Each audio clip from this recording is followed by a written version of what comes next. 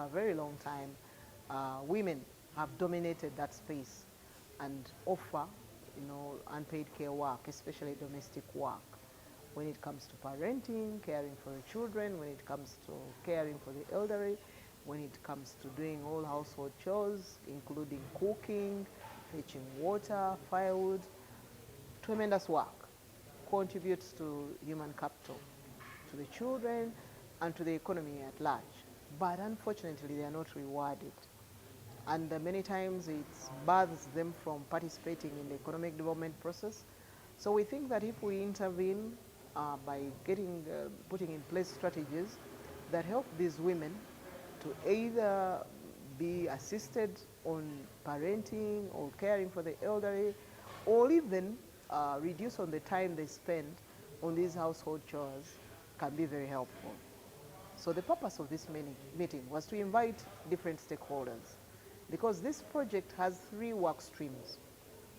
The first work stream is on knowledge generation. And knowledge generation, we went and looked for all secondary data in the country that talks about gender inequalities. We documented it in form of infographics, which we have shared with stakeholders in this workshop. But also I made a presentation on gender inequalities in Uganda to further showcase the gender inequalities in Uganda. And the purpose was to recognize, because when you're dealing with unpaid care work or gender inequalities, there are 3 or 4 R's. And the first one is recognize.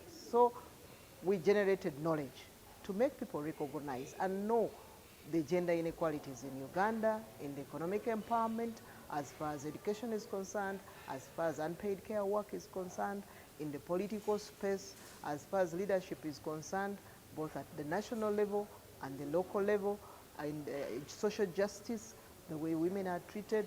So we documented all this information such that the different stakeholders who have come, they can pick up an issue, either advocate for change in that particular area, or conduct further studies to interrogate some of these issues. Some of the issues we've splashed out need to be interrogated further.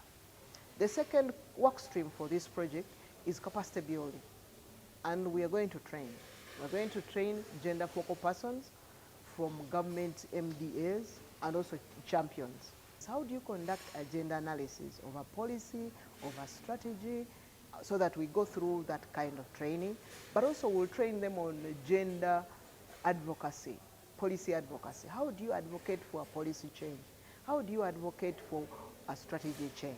So we'll take them through our training so that we further equip them to strengthen and addressing unpaid care work in Uganda.